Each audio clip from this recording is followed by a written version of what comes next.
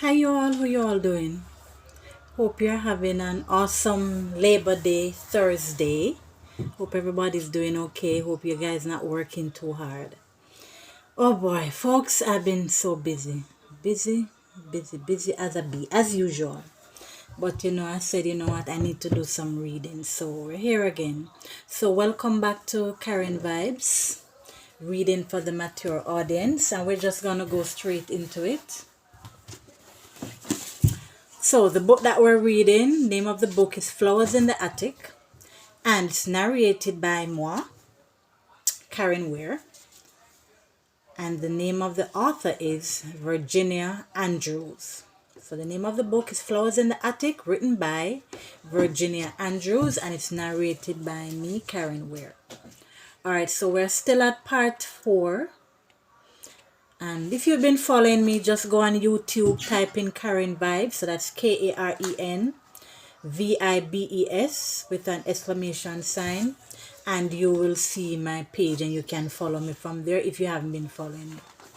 So we're still at part 4 and we had stopped at everything was wrong. So we're going to pick up from there. She paced, her long, shapely legs appearing through the front opening of her filmy black negligee. Even in her grief, wearing black, she was beautiful, shadowed, troubled eyes and all. She was so lovely, and I loved her. Oh, how I loved her then. So, she's speaking about her mom. How we all loved her then. Directly in front of the sofa, our mother spun around and the black chiffon of her negligee flared like a dancer's skirt, revealing her beautiful legs from feet to hips.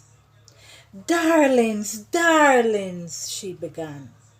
What could possibly be wrong about living in such a fine home as my parents own? I was born there. I grew up there, except for those years when I was sent away to school. It's a huge, beautiful house, and they keep adding new rooms to it. Though Lord knows they have enough rooms already. She smiled, but something about her smile seemed false. There is, however, one small thing I have to tell you before you meet my father, your grandfather. Here again she faltered, and again smiled that queer, shadowy smile. Years ago, when I was 18, I did something serious of which your grandfather disapproved, and my mother wasn't approving either. But she wouldn't leave me anything. But she wouldn't leave me anything anyway, so she doesn't count. But because of what I did, my father had me written out of his will, and so now I am disinherited. Your father used to gallantly call this falling from grace. Your father always made the best of everything, and he said it didn't matter. Falling from grace? Whatever did that mean? I couldn't imagine my mother doing anything so bad that her own father would turn against her and take away what she should have. So I wonder what she did. Let's read on, guys. Yes, Mama, I know exactly what you mean, said Christopher. Said Christopher. You did something of which your father disapproved, and so, even before you were included in his will, he had his lawyer write you out instead of thinking twice, and now you won't inherit any of his worldly goods. When he passes on to the great beyond, Christopher grinned, pleased with himself for knowing more than me. He always had the answers to everything. He had his nose in a book whenever he was in the house. Outside, under the sky, he was just as wild, just as mean as any other kid on the block. But indoors, away from the television, my older brother was a bookworm. Naturally, he was right. Yes, Christopher, None of your grandfather's wealth will come to me when he dies, or through me to you or to you. That's why I had to keep writing so many letters home.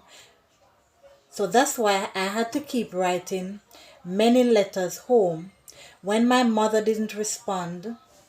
When my mother didn't respond. Again she smiled, this time with her bitter irony. But since I am the sole heir left, I am hopeful of winning back his approval. You see, once I had two older brothers, but both have died in accidents, and now I am the only one left to inherit. Her restless pacing stopped. Her hand rose to cover her mouth. She shook her head, then said in a new parrot-like voice, I guess I'd rather tell you something else. Your real surname is not Belanger, it is Foxworth. And Foxworth is a very important name in Virginia. Mama, I exclaimed in shock. Is it legal to change your name and put that fake name on your birth certificates? Her voice became impatient. For heaven's sake, Kathy, for heaven's sake. Names can be changed legally, and the name Dolanger does belong to us, more or less. Your father borrowed that name from way back in his ancestry. He thought it an amusing name, a joke, and it served its purpose well enough. What purpose? I asked. Why would Daddy legally change his name from something like Foxworth, so easily to spell, to something long and difficult? Kathy, I'm tired, said Mama, falling into the nearest chair. There's so much for me to do now. So many legal details. Soon enough you'll know everything. I'll explain. I swear to be totally honest. But please, now let me catch my breath. Oh, what a day this was. First we hear the mysterious they were coming to take away all our things, even our house, and then we learn even our own last name wasn't really ours. The twins curled up on our laps. The twins curled up on our laps were already half asleep and they were too young to understand. Anyway, even I, now 12 years old and almost a woman, could not comprehend why Mummy didn't really look happy to be going home again to parents she hadn't seen in 15 years. Secret grandparents we thought were dead until after our father's funeral. Only this day had we heard of our two uncles who died in accidents. It dawned on me strongly then that our parents had lived full lives even before they had children. That we were not so important after all. Mummy, Christopher began slowly. Your fine grand home in Virginia sounds nice, but we like it here.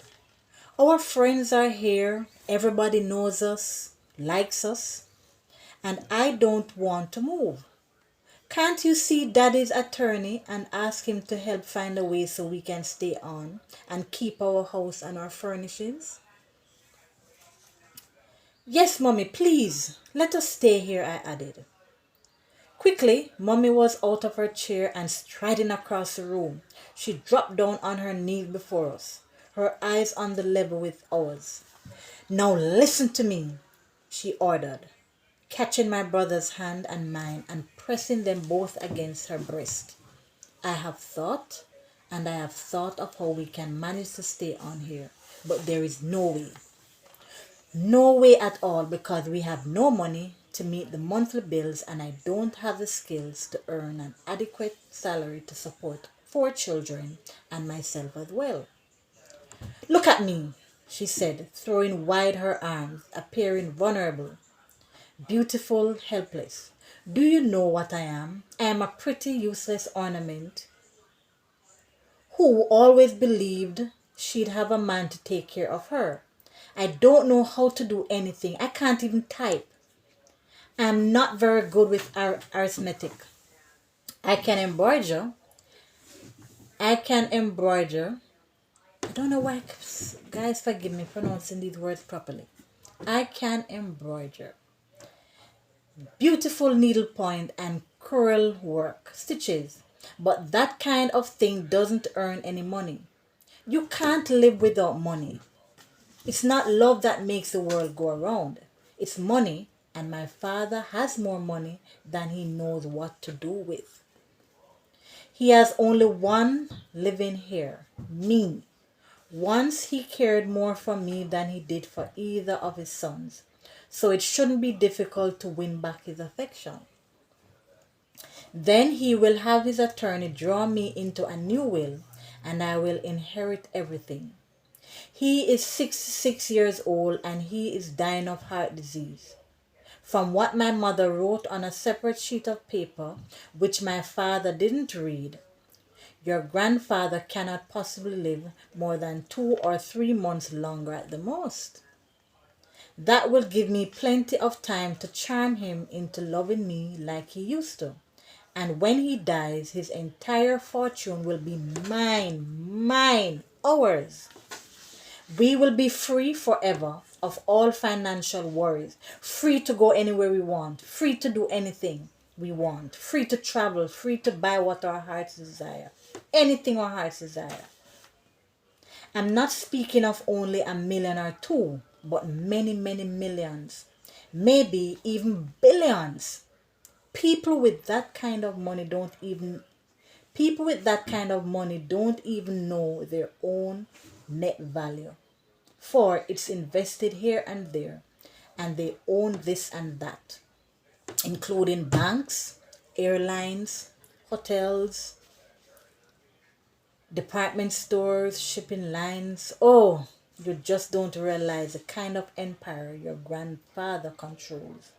Even now, while he's on his last legs, he has a genius for making money. Everything he touches turns to gold. But I wish that was me. I wish everything, well, let me speak it into being. Everything that I touch turns to gold. Yes. Yeah, money goes out, money comes in. Everything that I touch turns to gold. Speak it into the universe. Her blue eyes gleamed. The sun shone through the front windows, casting diamond strands of light on her hair. Already, she seemed rich beyond value. Mummy, Mummy, how had all of this come about only after our father died? Christopher, Kathy, are you listening? Your imaginations, do you realize what a tremendous amount of money Do you realize what a tremendous amount of money can do? The world and everything in it is yours. You have power, influence, respect. Trust me, soon enough I will win back my father's heart. He'll take one look at me and realize instantly how all those 15 years we've been separated have been such a waste. Alright, folks, I'm gonna leave it there this evening. A bit short, but I'm gonna leave it there this evening. I have to actually get some stuff done. So have a productive rest of the weekend. I'll be busy this weekend. I'll be volunteering on the ambulance. There's some events that will be happening this weekend, so I do volunteer from time to time on the ambulance. So I'll be up and about, but I'll be back on. So you guys have a lovely weekend. Oh, today, guys, today is actually my birthday. Yes, I'm 40 something, something, something, something, something. I guess I say women don't tell their age. So, it's a blessing to see another year, see another birthday. It's a blessing. We have to be thankful. Not everybody made it to See, another birthday. Not everybody got up this morning, so we have to give thanks. I give thanks for another year. I give thanks for life. I give thanks for everything. It's always important to have gratitude and always to be grateful. So I'm just had a quiet day. Didn't go anywhere, just had a quiet day. Just giving thanks. So folks, I'll be back on very soon. You folks have a productive weekend. Please remember to like, subscribe, and share. Leave your comments. So you can go on YouTube, type in Karen Vibe, which is KrenVibes with an exclamation sign, and you can follow my stories.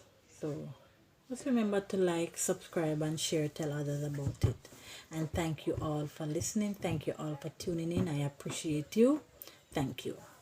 Bye. See you again.